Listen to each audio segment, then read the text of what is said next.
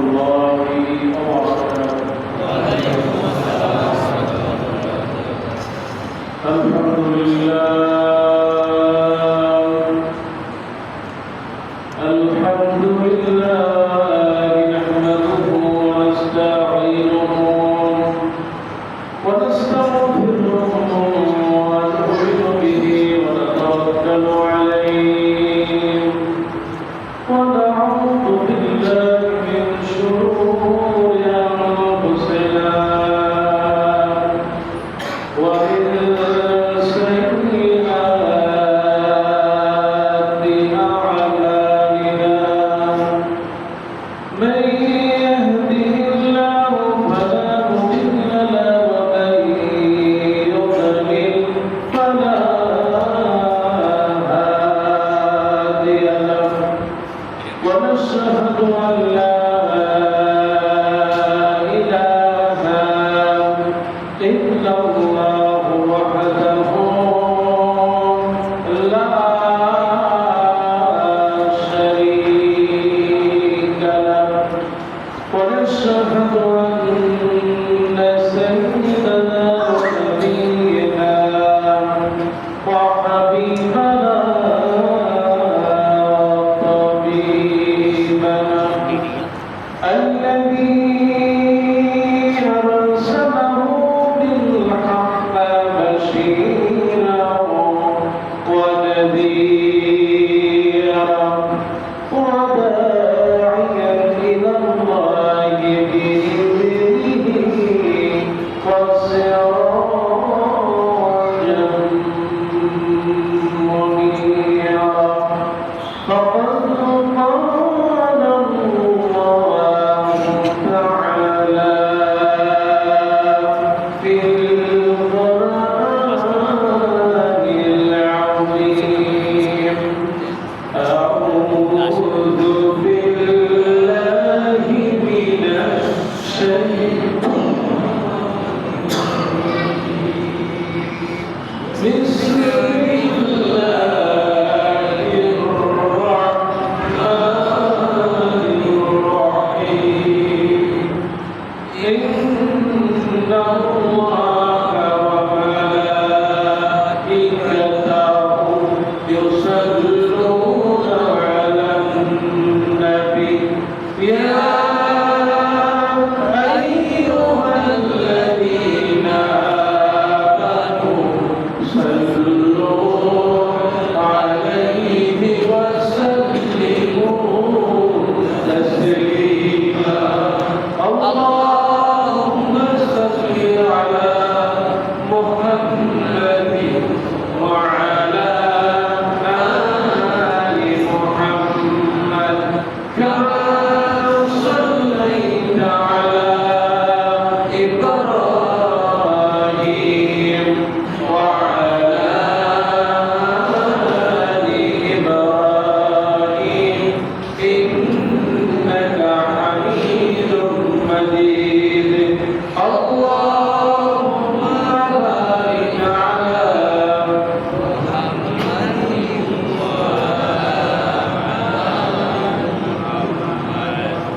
كما باركت على إبراهيم وعلى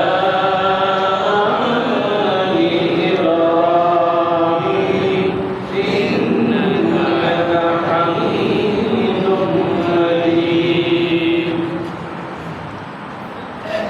الحمد لله شكرا لكم মহান আল্লাহ সুবহানাহু ওয়া তাআলা আল্লাহ সুবহানাহু ওয়া তাআলা পবিত্র এই জুমার দিন বরকতময় সময় আমাদের সবাইকে দয়া করে মায়া করে পবিত্র এই জুমার দিন মহান আল্লাহ সুবহানাহু ওয়া তাআলা বরকতের আশায় সওয়াবের আশায় দুনিয়ার সমস্ত ব্যস্ততা থেকে দূরে সরিয়ে আল্লাহ পাক পবিত্র এই জান্নাতের বাগানে বসার যে তৌফিক দিয়েছেন সেজন্য মহান আল্লাহর শুকর আদায় করছি সকলেই করছি আলহামদুলিল্লাহ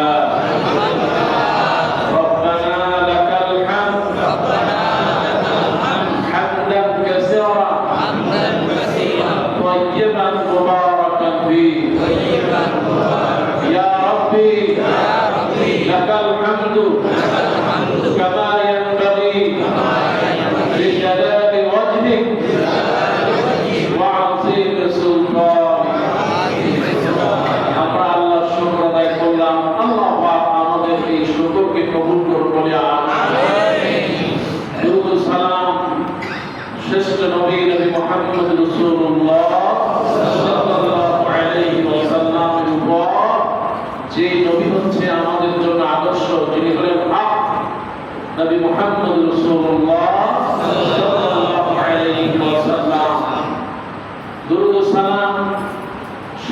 নবীন, সিদ্দিকীন, শুহাদা, সালিহিন, সমস্ত সাহাবায়ে কেরাম যারা আল্লাহর জন্য, আল্লাহ রাসূলের জন্য জীবনের সব কিছুকে আল্লাহর রাস্তায় কোরবানি করে দিয়েছেন। আল্লাহর কাছে সাহায্য চাই, আল্লাহ সুবহানাহু ওয়া তাআলা সমস্ত সাহাবীদেরকে সমস্ত গুনাহ থেকে মাফ করে আল্লাহ যেন জান্নাতুল আলা মাকাম দান করেন, বলি আমিন। সম্মানিত মুসলিম کرام, পবিত্র এই জুমার দিন আজকে গুরুত্বপূর্ণ একটি বিষয় আলোচনা করব ইনশাআল্লাহ। সেটা হলো as-সাহাবা রিদওয়ানুল্লাহি তাআলা আলাইহিম আজমাইন, যাদের ব্যাপারে পবিত্র কোরআনুল কারীমে অসংখ্য আয়াত নাযিল হয়েছে। আল্লাহ রাসূলকে প্রশ্ন করেছেন, মহান আল্লাহ সুবহানাহু ওয়া তাআলা সেই প্রশ্নের জবাব দিয়েছেন।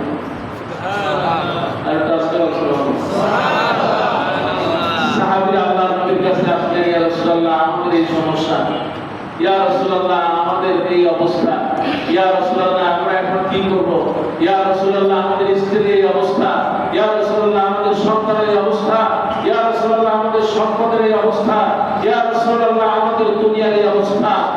রাসূল সাল্লাল্লাহু আলাইহি ওয়াসাল্লামকে প্রশ্ন করতেন, আল্লাহ সুবহানাহু ওয়া তাআলা খুশি হয়ে কোরআনের আয়াত তাদের উপর নাযিল করে দিয়েছেন। সুবহানাল্লাহ। সেই সাহাবা রিদওয়ানুল্লাহি তাআলা আলাইহিম আজমাইন, সাহাবা আরবি শব্দ, as-সাহাবা কোরআনুল কারীমে ব্যবহৃত একটি শব্দ। as-সাহাবা শব্দটি অনেক ব্যবহার। as-সাহাবা বিমানা সাহেব, সাথী, সহচর। as-সাহাবা হুয়া মান লাকিয়া নবী সাল্লাল্লাহু আলাইহি ওয়াসাল্লাম। সাহাবী হচ্ছে যিনি, সাহাবী হচ্ছেন তিনি যিনি ঈমানের অবস্থায় আমার আল্লাহর নবীকে পেয়েছেন।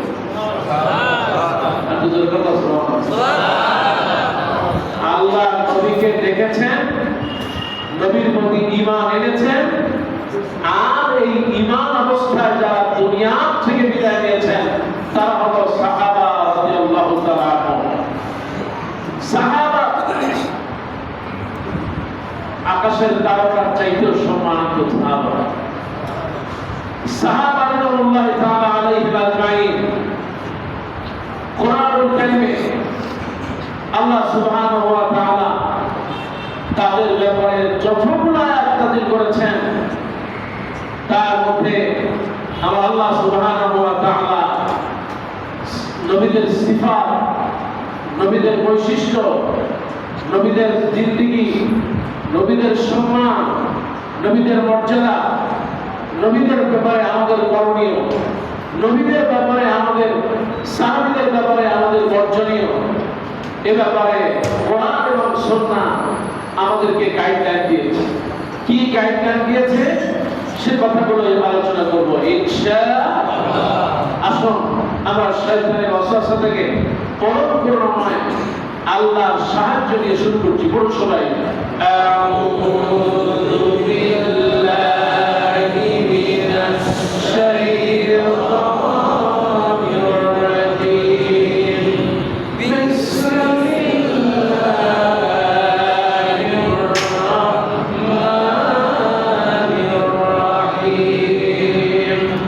কুনতুম খায়রা উম্মাতিন উখরিজাত লিন-নাস ta'muruna bil ma'ruf wa tanhauna 'anil munkar। একটু জোরে বলুন সুবহানাল্লাহ। আল্লাহ রাব্বুল আলামিন কোরআনুল কারীমে সূরা আলে ইমরান 110 নম্বর আয়াতে বললেন, কুনতুম খায়রা উম্মাহ, তোমরা হলো শ্রেষ্ঠ জাতি, উখরিজাত লিন-নাস, তোমাদেরকে মানুষের জন্য সৃষ্টি করা হলো। আল্লাহ বলেন তোমাদের দায়িত্ব হলো তা'মুরুনা বিল মা'রুফ, তোমরা মানুষকে ভালো আদেশ দেবে, ভালো কাজের আদেশ, ওয়া তানহাউনা আনিল মুনকার, আর অন্যায় থেকে মানুষকে ফিরাবে। আল্লাহ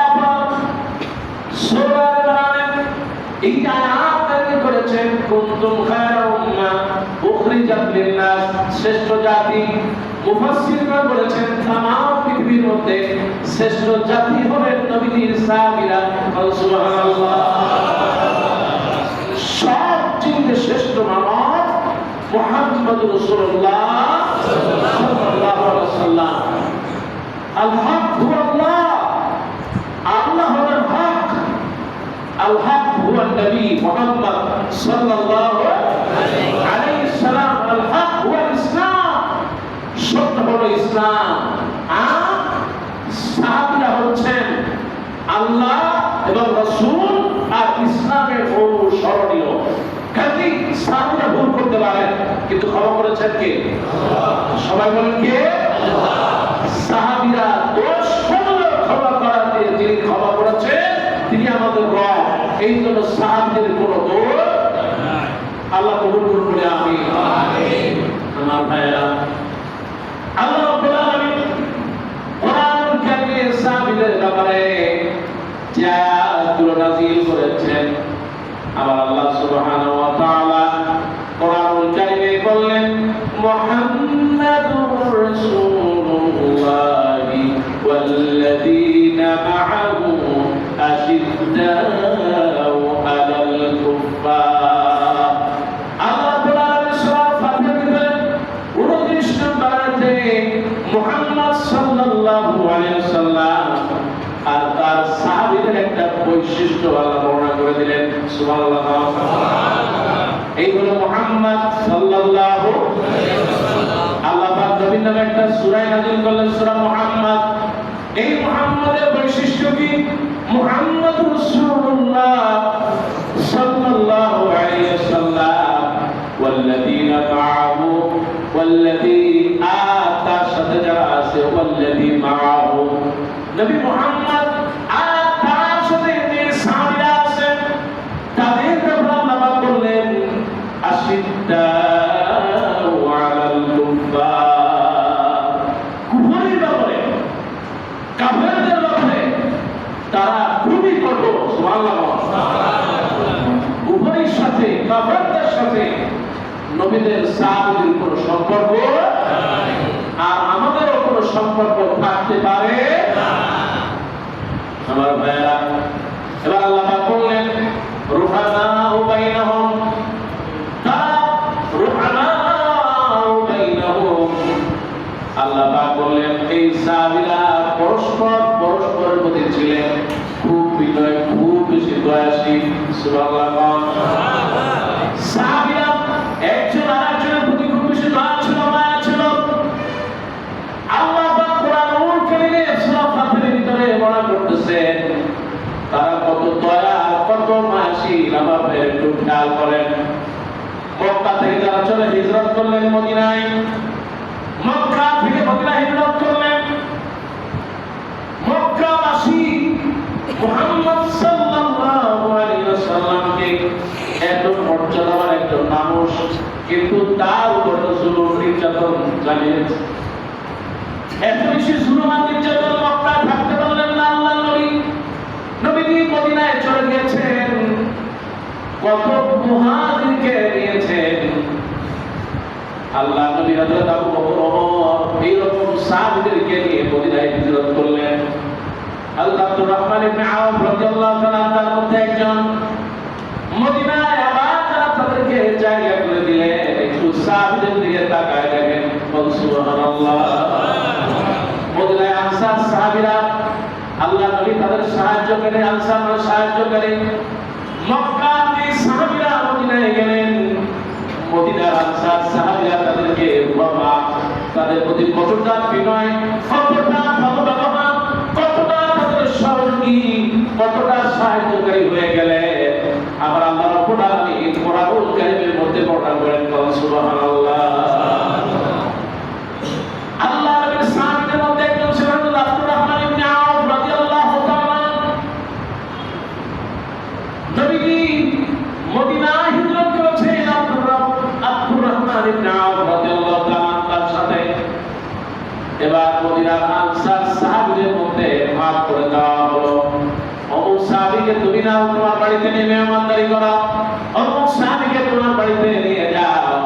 আব্দুর রহমান ইবনে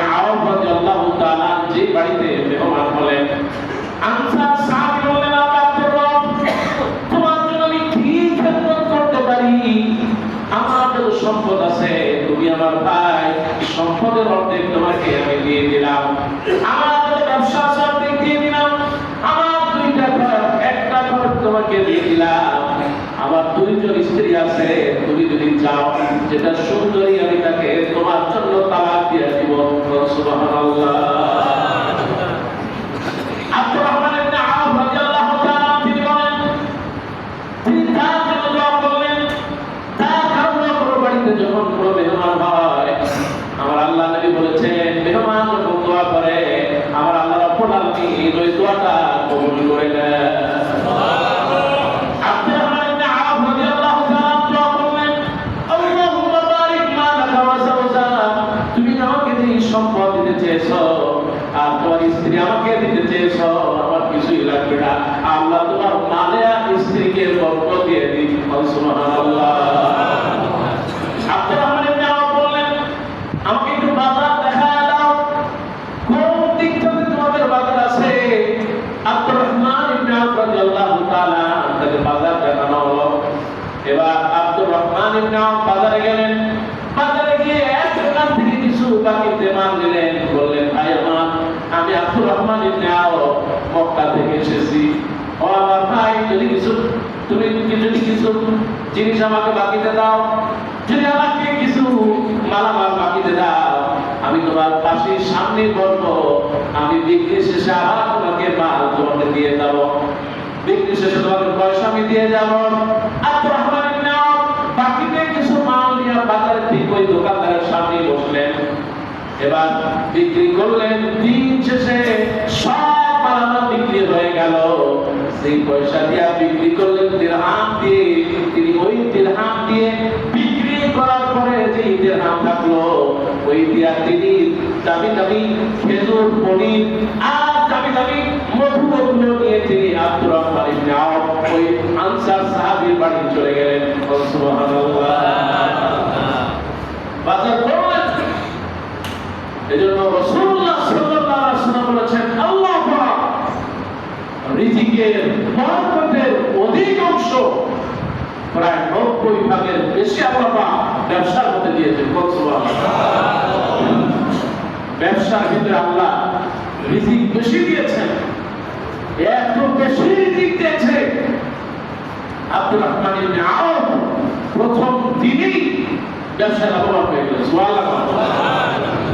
আব্দুর রহমান ইবনে আওফ এমনি করে একদিন দুই দিন যায়, ব্যবসায় পুঁজি তার বেড়ে যায়। সুবহানাল্লাহ। একদিন আব্দুর রহমান ইবনে আওফ গায়ে একটা নতুন জামা, রং রং লাগতেছে, নবীজি বলতেছেন আব্দুর রহমান কি ব্যাপার তোমার গায়ে নতুন জামা মনে হচ্ছে, বড় সুসংবাদ আছে? বলে ইয়া রাসূলুল্লাহ জি আছে। কি? বলে আমি বিয়ে করেছি। মাশাআল্লাহ, বিয়ে করে ফেলেছি। বিয়ে তো করেছো, মহারণা কি দিয়েছো? বলে ইয়া রাসূলুল্লাহ মহারণাও দিয়েছি। ইয়া রাসূলুল্লাহ খেজুরের আটির ন্যায় কিছু স্বর্ণ দিয়ে মহারণা দিয়ে তারপর আমি বিয়ে করেছি। সুবহানাল্লাহ। কিতাবের ভিতরে আসছে ওই সময় মহাবীর সাহাবীদের মধ্যে সবচেয়ে বেশি ধনী ছিলেন আব্দুর রহমান ইবনে আওফ। সুবহানাল্লাহ। এই আব্দুর রহমান ইবনে আওফ রাসূলুল্লাহ সাল্লাল্লাহু আলাইহি ওয়াসাল্লামের ইন্তেকালের পর আল্লাহ নবীর 9 জন স্ত্রী রেখে গিয়েছেন, প্রত্যেক বছর তাদেরকে হজ করতে যত খরচ হতো সব এই আব্দুর রহমান ইবনে আওফ তিনি এটা বহন করতেন। সুবহানাল্লাহ। শুধু তাই না, আব্দুর রহমান ইবনে আওফ রাদিয়াল্লাহু তাআলা আল্লাহর নবীর ইন্তেকালের পর তার পরিবারের সমস্ত খাবার দাবার ভরণ পোষণের দায়িত্ব এই আব্দুর রহমান পালন করতেন। সুবহানাল্লাহ। আর তাসবিহ সুবহানাল্লাহ। সুবহানাল্লাহ। আব্দুর রহমান ইবনে আওফ রাদিয়াল্লাহু তাআলা এত একজন বিখ্যাত সাহাবী ছিলেন। সুবহানাল্লাহ।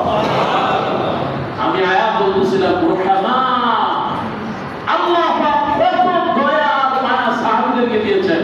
সুবহানাল্লাহ। আমার ভাইয়েরা, আল্লাহ নবী বিশ্বনবী রাহমাতুল লিল আলামিন তিনি বলেছেন, ও আমার ভাইয়েরা রাহমাতুল লিল আলামিন বলেছেন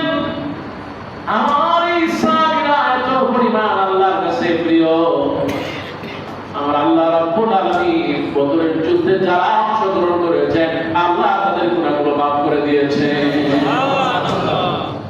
সাহাবীরা ভুল করতেই পারে, মানুষ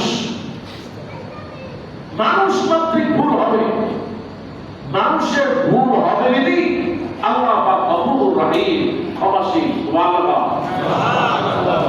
আর যখন কেউ তওবা করে, আত-তাইবু মিনাল যামবি কামান লা যামবা লাহু, কেউ তওবা করলে নবীজি বলেছেন কেউ যদি তওবা করে তাহলে সে যেন বেগুনাহ মাসুম হয়ে যায়। সুবহানাল্লাহ।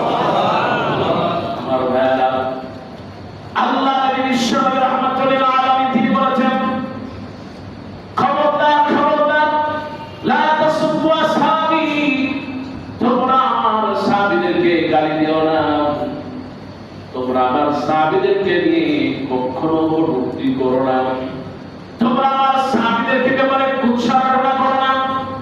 ফাওয়াল্লাযী নাফসু বিয়াদিহি, ওই রবের কসম করে বলছি যার হাতে আমার প্রাণ, লাউ আন্না আহাদাকুম আনফাকা মিসলা উহুদিন, যদি তোমাদের কেউ উহুদ পরিমাণ স্বর্ণ যদি আল্লাহর রাস্তায় দান করে, আমার আল্লাহ নবী বলেন আতা উম্মতি মা ইউআদুন, আল্লাহ নবী বলেছেন আমার সাহাবীরা যেই সামান্য পরিমাণ দান করেছেন, বিশ্ব নবী রাহমাতুল লিল আলামিন নবী মুহাম্মদ রাসূলুল্লাহ সাল্লাল্লাহু আলাইহি ওয়াসাল্লাম, আল্লাহ নবী বলেছেন খেয়াল করুন আমার ভাই, তাম পৃথিবীর সমস্ত সম্পদ এক জায়গা করে যদি উহুদ পরিমাণ স্বর্ণ বানানো হয়, তাও যদি আল্লাহর রাস্তায় দান করা হয়, বিশ্ব নবী মুহাম্মদ রাসূলুল্লাহ বলেছেন আমার সাহাবীরা যদি আধা কেজি গম কিংবা সামান্য কিছু জল যদি আল্লাহর রাস্তায় দান করে, উহুদ পরিমাণ স্বর্ণ দান করার চাইতে সব বেশি হয়ে যাবে। সাহাবীদের মর্যাদা, সাহাবীদের এক একজনের এক এক মর্যাদা। সুবহানাল্লাহ। আল্লাহ নবী বিশ্ব নবী ঘোষণা দিয়েছেন আবু বকর ফিল জান্নাহ, ওমর ফিল জান্নাহ, উসমান ফিল জান্নাহ, আলী ফিল জান্নাহ, এমনি করে আল্লাহ নবী বিশ্ব নবী এক শ্বাসে, বিশ্ব নবী এক আধারে 10 জনকে জান্নাতের সুসংবাদ দিয়ে দেন। এই সেই সাহাবা রিদওয়ানুল্লাহি তাআলা আলাইহিম আজমাইন, আমার আল্লাহ পাক তাদেরকে ভালোবাসেন। সুবহানাল্লাহ। আল্লাহ নবীর সাহাবী হযরত হাতিব ইবনে আবি বালতা রাদিয়াল্লাহু তাআলা মক্কা নগরীতে স্ত্রী আর সন্তানদেরকে রেখে এসেছেন, দেখার মতো কেউ নাই। আল্লাহ নবী যত যুদ্ধে যেতেন কোন যুদ্ধের কথা আল্লাহ নবী বলতেন না, বিশ্ব নবী সাহাবীদেরকে বলতেন যুদ্ধের প্রস্তুতি নাও, কিন্তু আল্লাহ নবী কোন দিকে যাবেন কাউকে আল্লাহ নবী আগে বলতেন না। বিশ্ব নবী কতটা খুব কৌশলী ছিলেন। সুবহানাল্লাহ। আল্লাহ নবী হয়তো যাবেন তাবুকের দিকে, কিন্তু উল্টা দিকে খোঁজ খবর আল্লাহ নবী দিতেন। কেউ যদি খুলনা যায় সে হয়তো চিৎকার করবে ভাই চট্টগ্রাম কোন দিকে যায়, রাস্তা কি রকম, যদি জন্য সে যাবে হলো চট্টগ্রাম নয়, যাবে হলো খুলনা, কিন্তু খোঁজ খবর দিচ্ছে চট্টগ্রামে, তার মানে শত্রুরা যেন চট্টগ্রাম মুখী হয়ে যায়। সুবহানাল্লাহ। আল্লাহ নবী আল্লাহ খুব কৌশলী ছিলেন। নবীজি শুধুমাত্র একটা যুদ্ধের কথাই বলেছেন, তাবুক যুদ্ধ। তার কারণ তাবুকের ময়দান অনেক দূরে। আল্লাহ নবী বলেছেন সাহাবীরা প্রস্তুতি নাও, তাবুকের দিকে আমরা রওনা হব, অনেক দূর, প্রচন্ড গরম, প্রস্তুতি নাও তোমরা। আর কোন যুদ্ধের কথা বলেন নাই। বিশ্বনবী মুহাম্মদ রাসূলুল্লাহ সাল্লাল্লাহু আলাইহি ওয়াসাল্লাম মক্কা থেকে যখন রওনা হবেন, মক্কা বিজয় হবে, আমার আল্লাহ নবী মক্কা থেকে রওনা হবে, তার কয়েকদিন আগে এই সাহাবী হাতিব ইবনে আবি বালতা রাদিয়াল্লাহু তাআলা তিনি ছোট্ট একটা চিত্র, ওটা চিঠি দিয়ে গেলেন। একটা চিঠিতে লিখলেন দিলেন মক্কাবাসী সাবধান হয়ে যাও, আল্লাহ নবী মক্কায় আসতেছে। সুবহানাল্লাহ। সাহাবী খাতিব ইবনে আবু বুদ্দা রাদিয়াল্লাহু তাআলা এই জিক্রটা, এই চিঠিটা একজন বুড়ি মহিলা মক্কা দিয়ে যাচ্ছেন, তিনি ওই বুড়ি মহিলাকে বলে এইটা নিয়ে অমুক গোত্রের কাছে তুমি দিয়ে দিও। নবী মুহাম্মদ রাসূলুল্লাহ সাল্লাল্লাহু আল্লাহ নবী ঠিক এমনি করে মসজিদের মধ্যে বসা। নবী করিম সাল্লাল্লাহু আলাইহি ওয়াসাল্লাম বলেছেন, তোমাদের মধ্যে কে আছো? একজন বুড়ি মক্কা দিয়ে যাচ্ছে, তার কাছে একটা চিঠি আছে, উদ্ধার করতে পারবাকে? এবার হযরত আলী রাদিয়াল্লাহু তাআলা বললেন, লাব্বাইক ওয়া সা'দাইক ইয়া রাসূলুল্লাহ। এবার বলেন, কে আছো? এবার আমিরুল মুমিনিন ওমর ফারুক রাদিয়াল্লাহু তাআলা তিনি বললেন, লাব্বাইক ওয়া সা'দাইক ইয়া রাসূলুল্লাহ। হযরত আলী দাঁড়ায় গেলেন, হযরত ওমর দাঁড়ায় গেলেন। এবার তারা তরবারি নিয়ে ছুটলেন। মক্কা থেকে প্রায় 6 মাইল দূরে মদিনায় যাওয়া, মদিনা থেকে 6 মাইল দূরে মক্কায় যাওয়ার রাস্তায় ঠিকই দেখলেন যেই জায়গায় আল্লাহ নবী সেই রকম বুড়ি বর্ণনা দিয়েছেন, সেই রকম বুড়ি বর্ণনা নিয়ে মক্কা দিয়ে যাচ্ছেন। সুবহানাল্লাহ। এবার বলতেছে, বুড়ি তোমার কাছে একটা চিঠি আছে, চিঠিটা ভালো ভালো দিয়ে দাও। এবার বুড়ি বলতেছে, না আমার কাছে তো কিছু নাই, তোমরা দেখতে পারো আমার কাছে যে বর্ণনা যা আছে দেখো। বুড়ি তার জামা কাপড় যা ছিল এরকম নাচড়া দিয়ে বলতেছে, না আমার কাছে তো কিছুই নেই। এবার বুড়ি তার বর্ণনা যা ছিল ওগুলো ছাড়লেন, বুঝাইতে চাইলো যে আমার কাছে কিছুই নেই। এবার ওমর ফারুক রাদিয়াল্লাহু তাআলা বললেন, বুড়ি তুমি শোনো, আমরা মসজিদে নববীর ভিতরে বসেছিলাম, আল্লাহ রাব্বুল আলামিন নবীর প্রতি ওহী নাযিল করেছেন, হাজার হাজার মাইল থেকে দূর থেকে ওহী নাযিল করেছেন। আল্লাহ নবীর প্রতি ওহী নাযিল হয়েছে, আল্লাহ নবী আমাদেরকে বলেছেন হাজার হাজার মাইল দূর থেকে যে আল্লাহ পাক নবীর প্রতি ওহী পাঠিয়েছেন, আর নবী যা বলে তা সত্য, আর আমরা সেই সত্য বাস্তবায়ন করার জন্য জীবন দিতেও পারি, আবার জীবন দিতেও পারি। সুবহানাল্লাহ। কাজী তোমার কাছে চিঠি আছে, কোনো সন্দেহ নাই। কাজী ভালো ভালো তুমি যদি চিঠিটা না দাও, প্রয়োজনে তোমাকে উলঙ্গ করে দেব, হলে ওই চিঠি আদায় করবো। সুবহানাল্লাহ। এবার বুড়ি দেখছে অবস্থা তো ঠিকই খারাপ।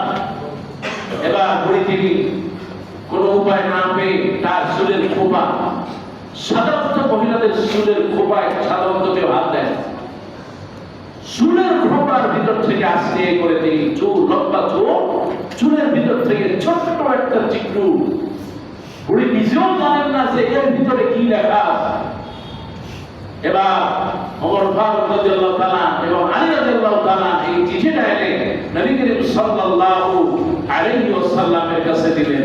এবার আল্লাহ নবী চিঠিটা হাতে নিয়ে এবার তিনি খুললেন।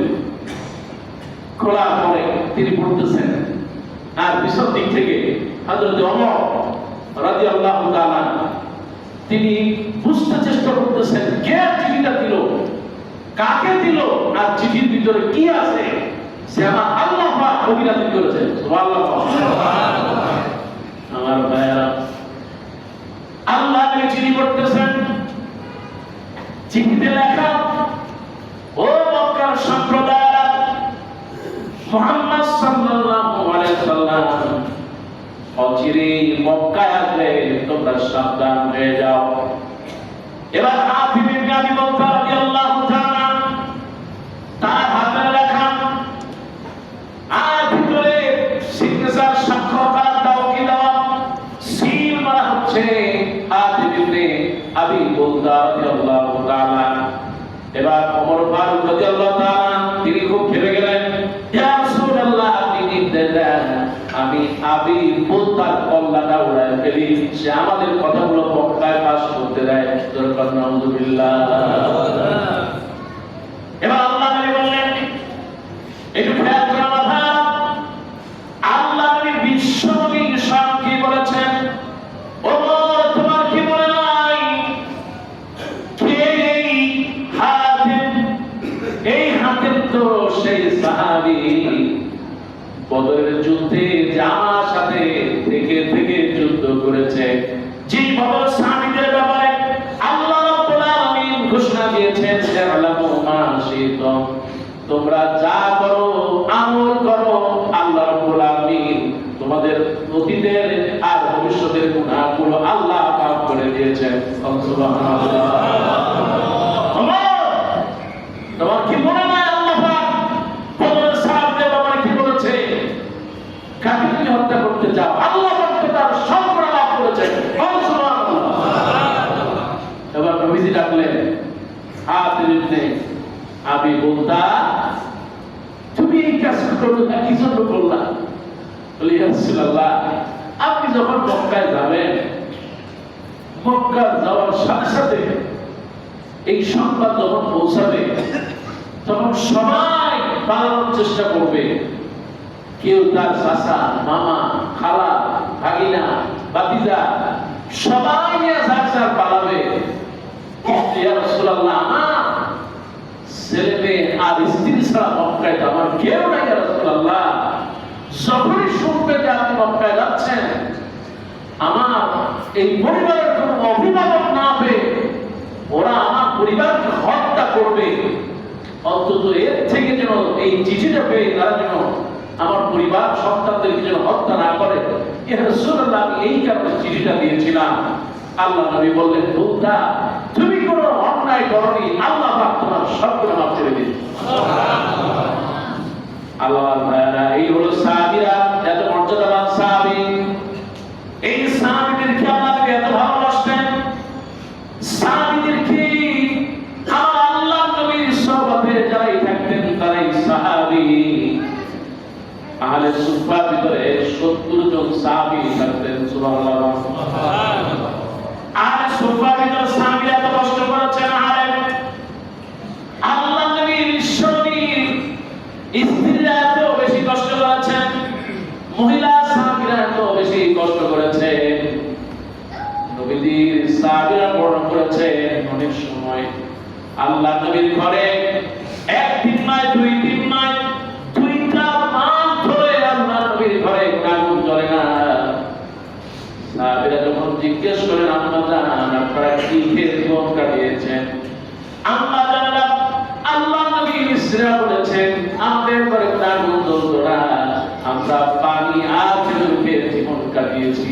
সুবহানাল্লাহ। এই হলো সাহাবা আজমাইন রাদিয়াল্লাহু তাআলা আলাইহিম আজমাইন। আমার আল্লাহ রাব্বুল আলামিন রাদিয়াল্লাহু আনহু রাদু আনহু, আমার আল্লাহ যাদের প্রতি সন্তুষ্ট আর আল্লাহ তাদের প্রতি সন্তুষ্ট। সুবহানাল্লাহ।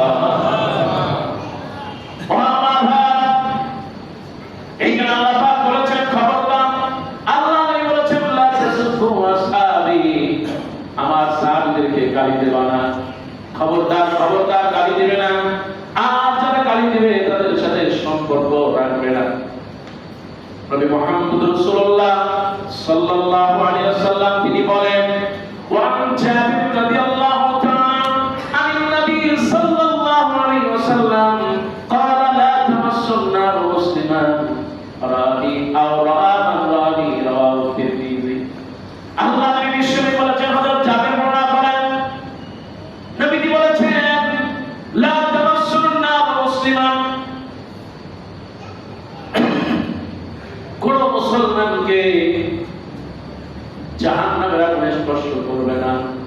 রাবি, যারা আমাকে দেখেছে অথবা আমাকে যে দেখেছে তাকেও যারা দেখেছে, মুসলমান, তার যদি ঈমান থাকে জাহান্নামের আগুনে সে জ্বলবে না। তারপরে ঈমান দিয়ে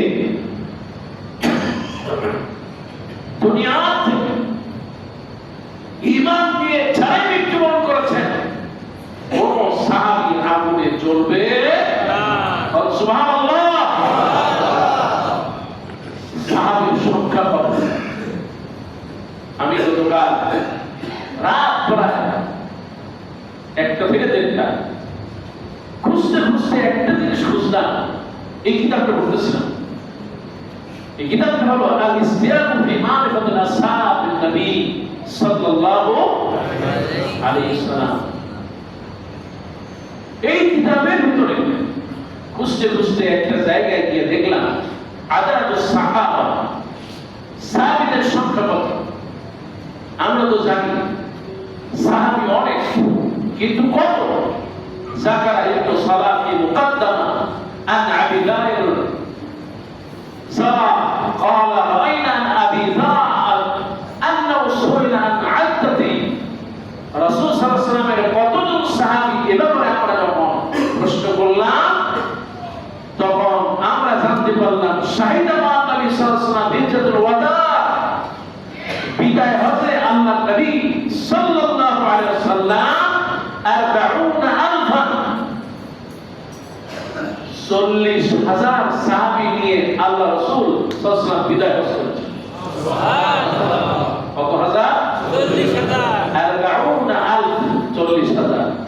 ওয়া শাহিদা মাউত তাবুক, আর তাবুকের যুদ্ধে আমরা দেখেছি 70,000। সুবহানাল্লাহ। এবার আরেকটা কল পড়া করতেছেন আন্নাহু কুবিদা আন 140,000 من الرسول والإكرام, নারী এবং পুরুষ মিলিয়ে 124, তার মানে হচ্ছে 1,20,000 সাহাবী। আমরা যতটুকু জেনেছি 1,20,000। আর এক মধ্যে আসছে যে 60,000 সাহাবীদের সংখ্যা হলো মোট 60,000। 30,000 বিল মদিনা, এর মধ্যে 30,000 হলো মদিনায়, ওয়া 30,000 মিন কাবাইলিল আরব ওয়া গায়রিহিমা। 30,000 মদিনার বাইরে মক্কা, আরব, মিশর, সিরিয়া, দামেস্ক, তারপরে ফিলিস্তিন, বিভিন্ন দেশে বাকি 30,000 ছড়াই গিয়েছে। সুবহানাল্লাহ। তার মানে আমরা একটা উপসংহারে পৌঁছাতে পারি, সেটা হলো তাবুক যুদ্ধে 70,000 আর বিদায় হজে 40,000, মোট হলো 110। একজন বলেছেন 1,20,000 সাহাবীদের সংখ্যা লক্ষাধিক। সুবহানাল্লাহ। আমি মিশরে যখন পড়াশোনা করি, জাবালে মুকাদ্দিম একটা পাহাড় আছে, ইমাম সুয়ুতী রাহমাতুল্লাহ আলাইহি তার কবরের পাশেই সেই জাবালে মুকাদ্দাম। ইমাম সুয়ুতী তার কিতাবের ভিতর পড়া করেছেন অন্তত মিশরে কয়েকশো সাহাবী ইন্তেকাল করেছেন। সুবহানাল্লাহ। আমর ইবনে আল-আস রাদিয়াল্লাহু তাআলা তিনি মিশরকে বিজয় করেছেন। এছাড়া অসংখ্য নবী আছে মিশরে, অসংখ্য সাহাবীরা আছে মিশরে। এজন্য সাহাবীদের সংখ্যা যাই হোক না কেন, তাদের মর্যাদা আল্লাহর কাছে সবচেয়ে বেশি। সুবহানাল্লাহ। আমার ভাইরা, আল্লাহ নবীর সাহাবীদের মর্যাদা কেমন? তারা আমল করতেন এত কম, কিন্তু মর্যাদা তো বেশি। অনেকে চিন্তা করে আমরাও তো নামাজ পড়ি, তাহলে আমরা কি মর্যাদা এত বেশি পাই না কেন? আমার ভাই, মসজিদে অনেকেই নামাজ পড়ে, কেউ নামাজের তারতিব মর্যাদা একজনের চাইতে আর একজনের কম বেশি হয়। আসলে নাই? এই ডান পাশে যারা বসে আছে তারা নামাজ পড়ে, বাম পাশে যারা আছে তারা নামাজ পড়ে, উপরে সামনে নিচে রাস্তায় যারা নামাজ পড়ে, সকলেই নামাজ পড়ে, কিন্তু আল্লাহর কাছে গ্রহণের এক একজনের মর্যাদা এক এক রকম। সুবহানাল্লাহ। শেখ সাদি রাহমাতুল্লাহ আলাইহি তিনি বড় করেছেন কেমনে এটা হয়। সাহাবীরা আধা কেজি কম যদি আল্লাহর রাস্তায় দান করে, আর আমরা যদি বহু পরিমাণ স্বর্ণ দান করি, ওই সাহাবীদের মর্যাদা এত বেশি কেন? কারণটা কি? শেখ সাদি রাহমাতুল্লাহ আলাইহি তিনি বড় করেন, তিনি একবারই খাবার খেতে গেলেন, এক রাজকীয় বাড়িতে থেকে অনেক ধরনের খাওয়া দাওয়া হলো, অনেক খাবার দাওয়া হলো। তিনি খাওয়া দাওয়া শেষ করলেন, এবার বললেন, আমার এলাকায় ডাল যত না ভালো, যত খাবার খাওয়ার সময় এর চেয়ে আমার এলাকার ডাল অনেক ভালো। সুবহানাল্লাহ। এখন লোকটা বলতেছে, হুজুর এত কিছু খাওয়াইলাম আপনারে, কিন্তু আপনার এলাকা এটা ছিল সেই ইরানের সিরাজ নামক এলাকায় একটা সিরাজি একজন বড় বিখ্যাত একজন আলেম আছেন, তিনি ফারাজের কিতাব লিখেছেন। তো তিনি দাওয়াত দিলেন যে তুমি আমার এলাকায় দাওয়াত দিবা, আমার বাড়িতে দাওয়াত দিবা, আমি তোমার গায়ে খাওয়াবো। কাছে ঠিক আছে। এবার শেখ সাদ রহমতুল্লাহ আলাইহি তার বাড়িতে যখন ওই লোকটা আসলেন আর যখন দাওয়াত খাওয়াইলেন, গায়ে খাওয়াইলেন, ডাইট খাওয়ানোর পর এবার বললেন, আচ্ছা তোমার বাড়িতে তো অনেক কিছু খাওয়াইছিলা, ওই খাওয়া আর আমার বাড়িতে যে ডাইট খাইলা, এর মধ্যে আমার ডাইটে কেমন লাগছে? হুজুর আপনার ডাইটটাই বেশি ভালো লাগছে। একটু জোরে কথা সুবহানাল্লাহ। আমাদের বুঝে নাই, কেমন বুঝবো? সুবহানাল্লাহ। শেখ সাদি রহমতুল্লাহ আলাইহি ডাইট দিয়ে মেহমানদারি করেছেন। লোকটা বলতেছে, হুজুর আমার এখানে অনেক খাবার ছিল, আপনার এখানে সামান্য ডাইট হলে কি হবে, কিন্তু আপনার যে আতিথেয়তা, আপনার যে অভ্যর্থনা, আপনার যে বিনয়, আপনার যে মেহমানদারিতা, আপনার যে সম্মান, আপনি যেভাবে আমাকে গ্রহণ করেছেন, ওই হাজার রকমের খাবারের থেকে আপনার ডাইটটা অনেক মজা। আল্লাহর কাছে সংখ্যা গণনা হয়, বরং বান্দা বিনয়ের সাথে সে যদি আমল করে, যদি কম হয়, কবুল করেন কে? আমার ভাইরা, এই জন্য সাহাবীদের মর্যাদা আল্লাহর কাছে এত বেশি। সাহাবীরা আল্লাহর নবীকে ভালোবাসতেন, নবীজি সাহাবীদেরকে ভালোবাসতেন। এই সাহাবীদেরকে যারা ভালোবাসবে, আমার আল্লাহ পাক তাদেরকে ভালোবাসবেন। সুবহানাল্লাহ। ওয়া আন ইমরান ইবনে হুসাইন قال قال رسول الله صلى الله عليه وسلم خير أمتي قرني ثم الذين يلونهم ثم الذين يلونهم متفق عليه। বুখারী ও মুসলিমের হাদিস। আল্লাহ নবী বিশ্বনবী বলেছেন, খায়রুল কুরুনি কারনি, এই পৃথিবীর সবচেয়ে শ্রেষ্ঠ যুগটা হলো আমার যুগ, তারপর আমার সাহাবীদের যুগ। সুবহানাল্লাহ। মুহাদ্দিসরা হাদিসের ব্যাখ্যা করেছেন, আল্লাহ নবীর যুগ আর সাহাবীদের যুগ অন্তত 120 বছর এই পৃথিবীর শ্রেষ্ঠ যুগ ছিল। সুবহানাল্লাহ। খায়রুল কুরুনি কারনি, সবচেয়ে শ্রেষ্ঠ যুগ নবী মুহাম্মদ সাল্লাল্লাহু আলাইহি ওয়াসাল্লাম, তারপরে সাহাবীদের যুগ। সুবহানাল্লাহ। এবার আল্লাহ নবী বলেন, আল্লাহ ফি আসহাবি, আল্লাহ আল্লাহ ফি আসহাবি লা তাত্তাখিযুহুম আরদাম মিন বাদি ফামান আহাব্বাহুম ফাবিহুব্বি আহাব্বাহুম ওয়া মান আবগাদাহুম ফাবিবুগদি আবগাদাহুম। আল্লাহ নবী বিশ্বনবী বলেছেন, আমার উম্মতের উপর তোমরা তাদের সমালোচনার পাত্র বানিও না। যে ব্যক্তি তাদেরকে মহব্বত করলো, সে যেন আমাকে মহব্বত করলো, আর যে সাহাবীদেরকে ইনকার করলো, আবগাদা, যে ব্যক্তি সাহাবীদেরকে ঘৃণা করে কিংবা উৎসাহনা করলো, কিংবা যে ব্যক্তি সাহাবীদের ব্যাপারে হিংসা বিদ্বেষ ছড়ালো, সেজন্য আমার ব্যাপারে হিংসা বিদ্বেষ ছড়ালো। আলহামদুলিল্লাহ।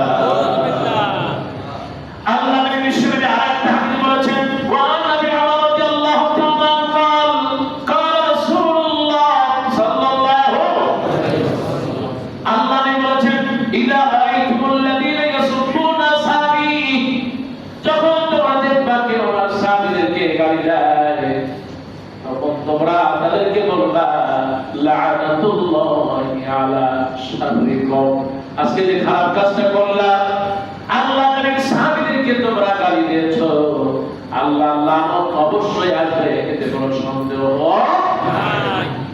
এই পৃথিবীতে শিয়া সবচেয়ে আল্লাহ নবী এবং সাহাবীদেরকে গালি দিয়েছে। সুবহানাল্লাহ। এই জন্য কাফেররা সেমনি করে কাফের, এই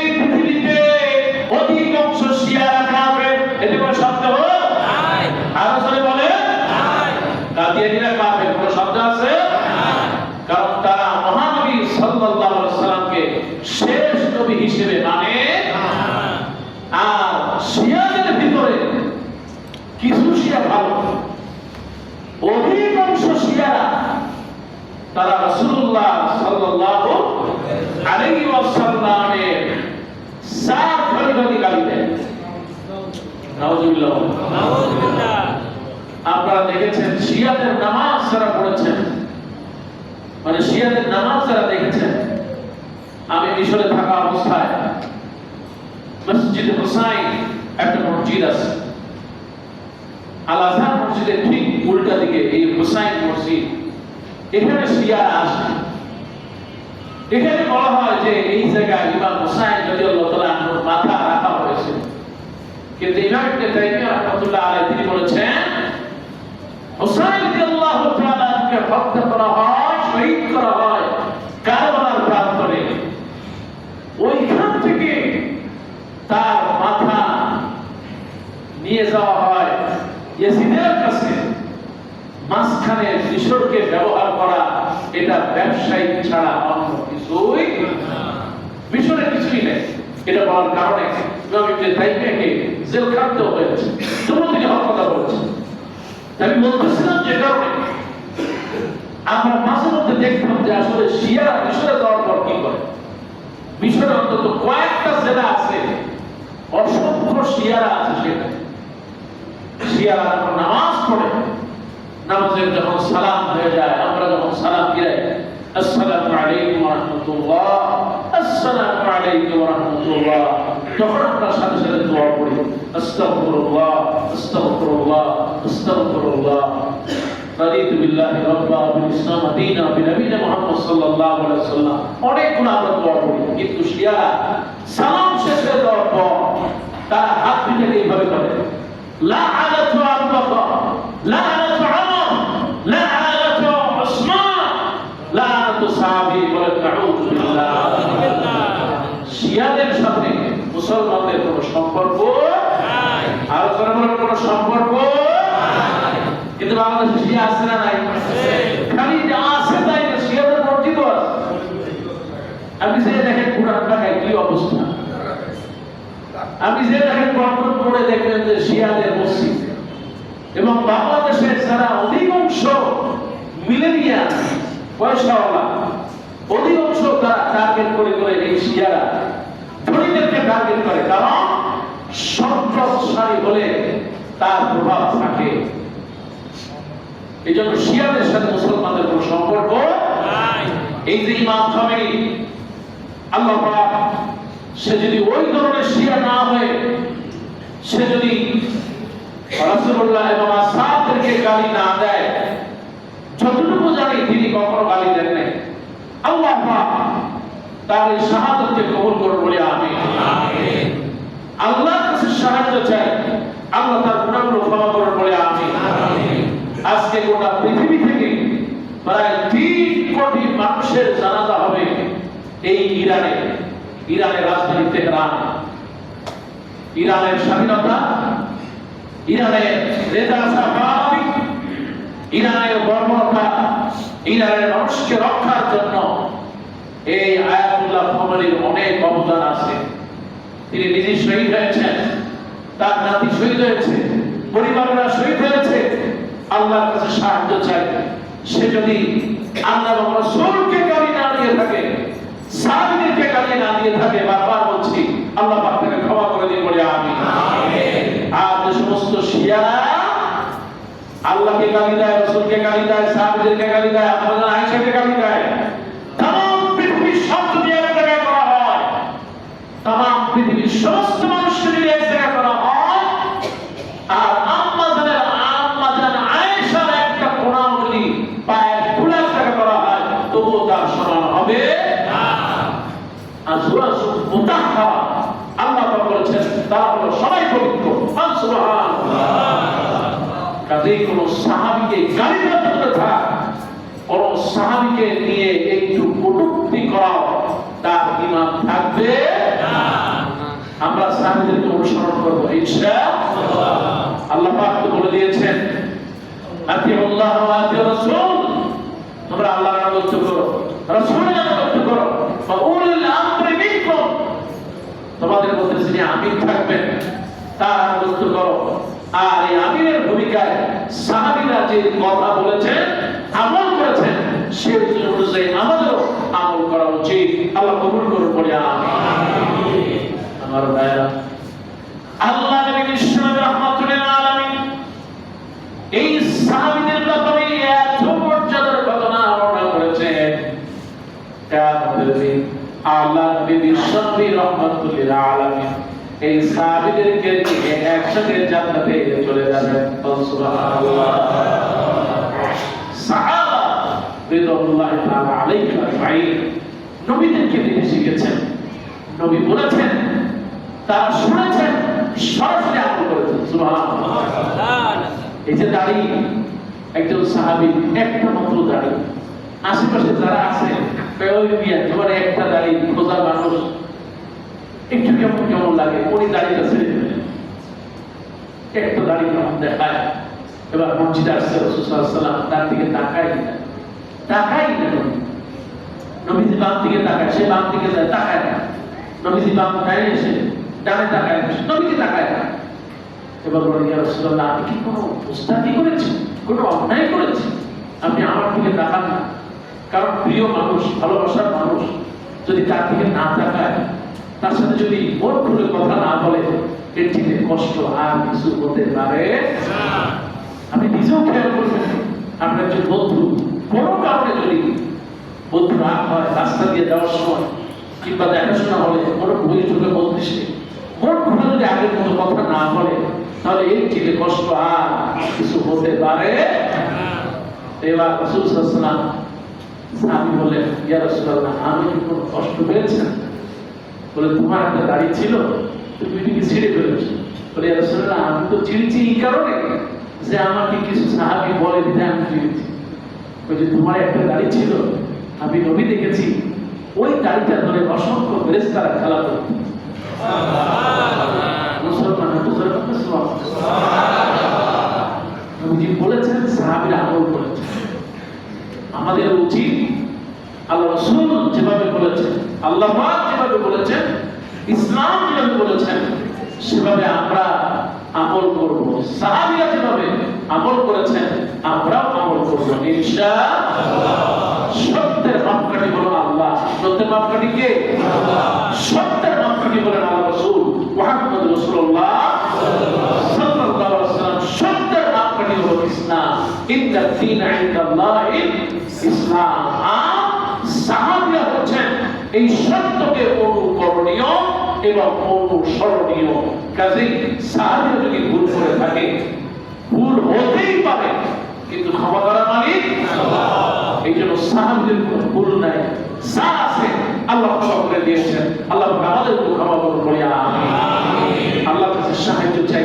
আজকে যে কথাগুলো বললাম, মুমাইয়িজাতুন নবী ওয়াস সাহাবা, সাহাবাদের যে বৈশিষ্ট্যগুলো আলোচনা করলাম, আমানতদারিতা, তারপরে আমলদারিতা, তারপরে আল্লাহর রাস্তায় শাহাদাত, আল্লাহর রাস্তায় ত্যাগ এবং কুরবানি, সবই যেন আল্লাহ কবুল আর মঞ্জুর করুন, বলি আমিন।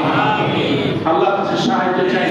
আমাদের এক ভাই জনাব আব্দুল মালিক হাওলাদার, তার পিতা মাতার জন্য দোয়া চেয়েছেন। আল্লাহর কাছে সাহায্য চাই। আল্লাহ পাক তার পিতা মাতাকে জান্নাতুল আলা মাকাম দান করুন, বলি আমিন। আল্লাহর কাছে সাহায্য চাই। আমাদের মা বাপ যারা দুনিয়া থেকে চলে গিয়েছে, আল্লাহ পাক তাদেরকে জান্নাতুল ফিরদাউসে আলা মাকাম দান করুন, বলি আমিন। আল্লাহ তাদের কবরকে জান্নাতের টুকরা বানিয়ে দেন, বলি আমিন। আল্লাহ আমাদের মধ্যে অনেক অসুস্থ আছে, আল্লাহ দয়া করে মায়া করে আল্লাহ যারা অসুস্থ আছে তাদেরকে সুস্থ করে দাও। অসুস্থতা বড়ই কঠিন। আমার প্রচন্ড জ্বর, গা ব্যথা, গত জুমা আসতে পারিনি, খুব মন খারাপ লাগছে। একটা জুমা না আসতে পারলেই নিজের মধ্যে যেন কেমন একটা ছটফট করে, কেমন যেন একটা অস্থিরতা কাজ করে। হাসপাতালে থেকে ফোন দিলাম, আমাদের সম্মানিত ইমামকে বললাম, উনিও চেষ্টা করে যত সম্ভব আপনাদের মতো কিছু আলোচনা করার। আল্লাহ আপনার হায়াতে ইলমে বারাকা দান করুন, আমিন। উত্তরা হাসপাতালে প্রায় 3 রাত ছিলাম, খুব কষ্ট হয়েছে। টনসিলের ব্যথা ছিল, জ্বর, প্রচন্ড ব্যথা, মাথা ব্যথা। আল্লাহ পাক দোয়া করেছেন, সুস্থ অনেকটাই আল্লাহ পাক করে দিয়েছেন। আল্লাহ পাক যেন বাকিটাও সুস্থ করে দেন। আমরা হতাশা নয়। আমি গত 2-3 জুমা আল্লাহর পরীক্ষা, রোগ, শক্তি আলোচনা করতেছিলাম। আল্লাহ পাক হয়তো সেই নিয়ামত আমাকে দিয়েছেন। আল্লাহর কাছে সাহায্য চাই, আল্লাহ পাক আমাদের সবাইকে সুস্থতা দিয়ে ভরপুর করে দিয়ে বলে মুসল্লিরা আল্লাহ এ পর্যন্ত যারা দুনিয়া থেকে বিদায় নিয়েছে প্রত্যেকের কবরটা আল্লাহ জান্নাতুল ফেরদাউস বানিয়ে দাও। আল্লাহ তোমার